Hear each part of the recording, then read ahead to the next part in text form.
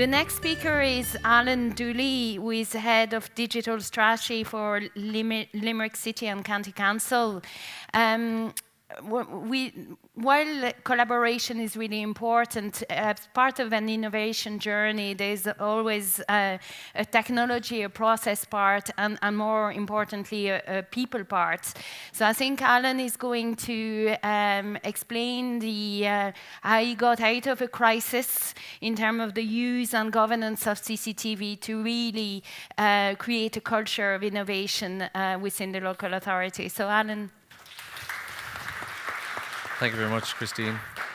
And I'd like to commend Ruth and our colleagues for what she's doing from a cybersecurity perspective. Cybersecurity is probably the only thing that worries me on a daily basis, and I would tend to agree we're really not set up. We can defend, but some of the stuff that we have to do is to be proactive and prevent in the first place.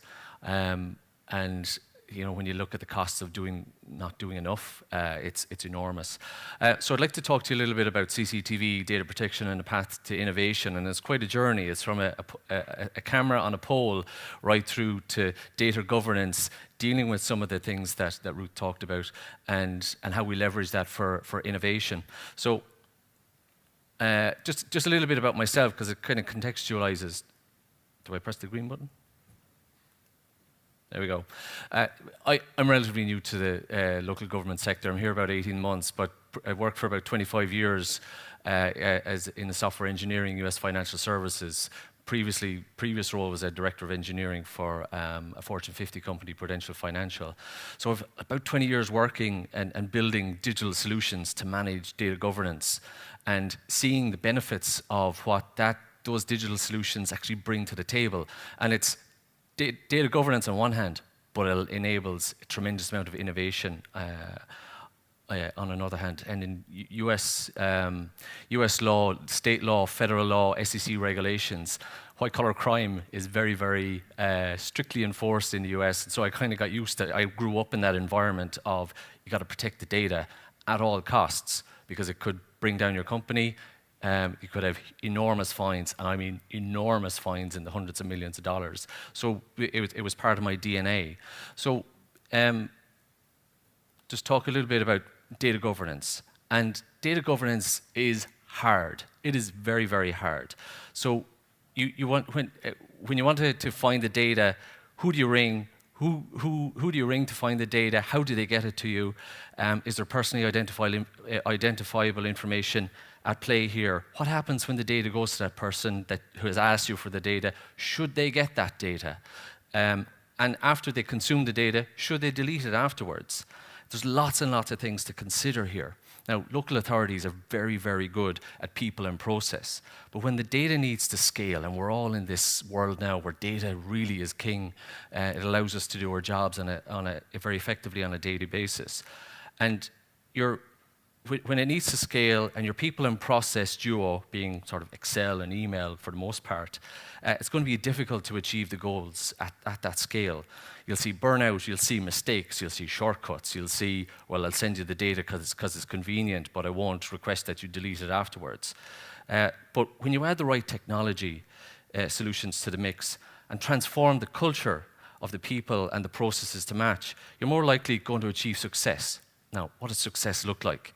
Success could be as simple as making your day-to-day job a whole lot easier, not having to maybe repeat the exercise just because you get an ask today to provide a load of data for maybe a department or your colleague, and then next week you get a very similar ask, and it's rinse and repeat. I'm sure everybody's sort of familiar with those kind of difficult, laborious tasks. So when you're producing you want to ensure that you've got integrity and security for all of the data that you produce. So talk a little bit about CCTV within Limerick. So, and this will start the journey from how I'm getting to innovation. CCTV in Limerick, there's a long history going back to the mid-1990s. And there were significant issues in the estates with joyriding, arson, criminal damage. And there was a commencement of a local initiative supported by the Limerick Corporation at the time, Ross Community Enterprise Centre and An Garda Síochána, so there was limited cameras put up with some monitoring. Now the council would have worked closely with the Gardaí and the community to ensure that everything was above board. This is all, of course, pre-GDPR. But in the early 2000s, there was a significant escalation in feuding activity within the city, with many murders, many attempted murders, firearm seizures, explosive seizures. It was incredibly serious, and it really impacted the city of Limerick. The Fitzgerald report that came out, I think around 2006 or 7, described, and to put it mildly, a very serious situation within the city. So with Department of Housing funding, there was a government commitment to apply significant resources to combat crime and antisocial behaviour in those particular regeneration areas. CCTV coverage increased significantly throughout the 2000s and into the 2010s, specifically in these areas, with over 250 cameras installed over a 15-year period, and the construction of a modern monitoring centre in the Myros Community Enterprise Centre. So CCTV was, in this coverage in these areas, was a key element in the public safety strategy within the regeneration programme that came out of the Fitzgerald report. And it was assisted in the successful detection and prosecution of serious offences up to the present day, but with continued extensive and consultation process with communities involved. So things changed, of course, in May 2018 when the General Data Protection Regulation guidelines came in. And so almost immediately, and possibly rightly so, the Data Protection Commissioner commenced an audit. I'm sure many folks from local authorities received questionnaires about their use of CCTV. Some of those questionnaires triggered an audit. Limerick City and County Council was one of those who were audited. And in December, I think 2021, the final report came out and the clock started ticking for us to remediate all the findings of that particular audit. So we had to go through and review literally every camera. In this case, actually, there was at this point, there was over 400 CCTV cameras around the city, primarily in the city and in various towns around the county. So we had to determine the necessity of each and every camera, the justification for each and every camera, the proportionality of each and every camera, and bring each of these as part of an application to the Garda Commissioner for approval. Now, this is where things kind of helped me in a way. The seriousness of the situation almost immediately sharpened minds within the council, and there was a new appreciation for not only the necessity of GDPR, but the difficulty of managing it and managing data, which has data governance at its core, and the piece I mentioned earlier. Now, thankfully, all of the problems with the DPC we've resolved successfully on time, and we now have an ecosystem of 352 or 53 cameras, all legal, thankfully. Now, when it comes to data governance, how do you ensure that the right person sees the right data for only the right amount of time? Can you do this manually? Of course you can. But what about scale? Especially when we're about to deal with climate change and the climate action targets of 51% carbon reduction by 2030, data is going to help us figure out all of those things. How do we, as responsible parties, have certainty that our data is protected? To minimize the risks of data breaches, cybersecurity breaches, we need to apply digital solutions. And again, at our scale, it's very, very laborious. So as data needs grow, do we add more people and process, or are there technology solutions that we can bring to the table? Now, bear in mind that the trilogy of people, process, and technology, an imbalance in any one of those little sectors won't ensure success. We can add more people, but we'll hit a limit. We'll hit a cost limit, and we can't just continually throw people at some of these solutions. You'll hit a cost ceiling very, very quickly. If we're not already there at a cost ceiling, and I know with budgets probably about to tighten, we need to look at things a little bit differently. So process can only achieve so much. Now, technology by itself isn't the answer, but it is a critical component. Most digital transformation projects fail because the balance isn't achieved across all of those three sectors. So what do we do? because of the Data Protection Commissioner audit, we had a very acute response within Limerick City and Council. And I noticed there was an almost immediate shift in culture across the whole organisation. So this was key for springboarding into a new innovative world. We had the most critical of the segments, the people, with their eyes open about the criticality and the difficulty of data governance. So what are we going to do? We're going to really set about automating as much as is possible, bringing 21st century digital solutions to 21st century problems. So when we automate, we manage to get access. We ease the process of getting access to data. We remove flow inhibitors, and by flow inhibitors, I mean the little stops in the journey of getting the source of the data to the person or the institution that needs it. So we remove all of the difficulties and the speed there. And we ensure that the right people get access to the right data at the right time. Now, this might be a bit of a so what. You know, we get data, we kind of manage day-to-day work just fine. Now, maybe without thinking that it's all about the scale, but there's big wins here, and the big win here is to release capacity and address succession planning.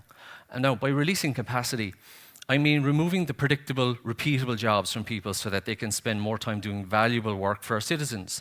And by succession planning, I mean reducing the impact of staff moves in what can be a very fluid organization. As one person moves on, they won't leave with all of their knowledge about how you do this, that, and the other in their head. What they'll hopefully leave behind is an automated process that somebody can very easily just pick up and consume and just get on with the job. So it's sort of smooth the transition of the variety of staff moves that happen within all local authorities. So what are we doing in Limerick? You know, we're very fortunate in that we have lots of the major tools already in place from a successive amount of investment over the past few years. Now, we're about to transition those and upgrade them, for example, our CRM. So a modern CRM has and within Limerick, we have a significant amount of experience in funneling all of our primary service requests, grant applications, permits, inspections, etc. And we'll be replacing this with a tool that becomes our new CRM, but also opens us up to a new world of very clever digital services that allow us to automate predictable and repeatable jobs. Now, I'm sure we all spend a lot of time filling out spreadsheets, or your folks in your teams do. Department returns, reporting, all of the things we need to do for NOAC. All of this starts with people. And our operations are becoming way more data heavy, and we want to become a data-driven organization, so we make the right decision with the right data at the right time. We need data lakes, data warehouses. I know some of this terminology may mean something to you. You might have heard it, but do you really know what it's all about? I'll use a bit of a road building analogy. Essentially, we need to build a motorway for the smooth and quick transfer of data. But instead of using a wheelbarrow and a shovel, which is email, Excel, to build this motorway, we're going to bring about modern equipment to replace the email and the spreadsheet. Now, a CRM isn't about customer relationship management. It's about workflow automation. CRMs have come a long way from sales pipelines. They just enable so much more of our ecosystem that we can take that repeatable work and digitize it, enabling the capacity releasing and the succession planning. So we're putting in place the building blocks to address the enormous challenges we're all facing. Data and our ability to process it is going to be a key component in addressing some of the significant challenges we've got coming.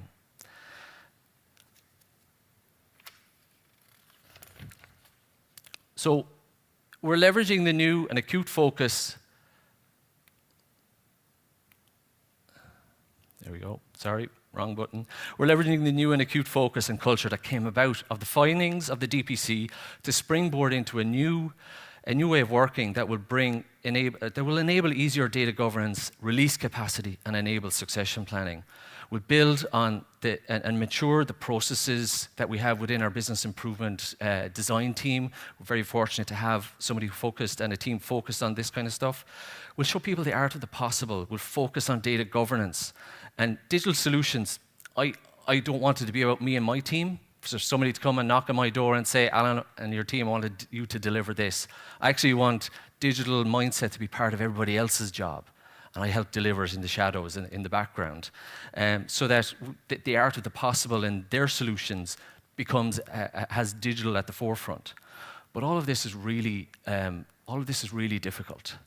This is really a multi-year effort, starting with the fundamentals, starting with those foundations, and we'll build those foundations first, get them right, so we don't need to turn back and fix them. Now, this is really key to scaling and automating operations like this. Enterprise architecture like this is difficult to design, difficult to get right, but we'll get there. We're migrating right now, but this will enable us to scale. So this here is the treaty stone in Limerick. It was the foundation on which Limerick was built, so to speak. I believe technology is going to be the foundation on which Limerick is going to thrive. And this is really our journey from CCTV to data governance and leveraging that acute mindset as a springboard to innovation for the years to come. Thank you.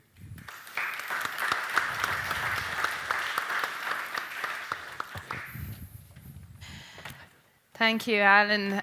Great to hear the importance of the multidisciplinary design approach to innovation and the leveraging of a crisis to come to an innovation mindset.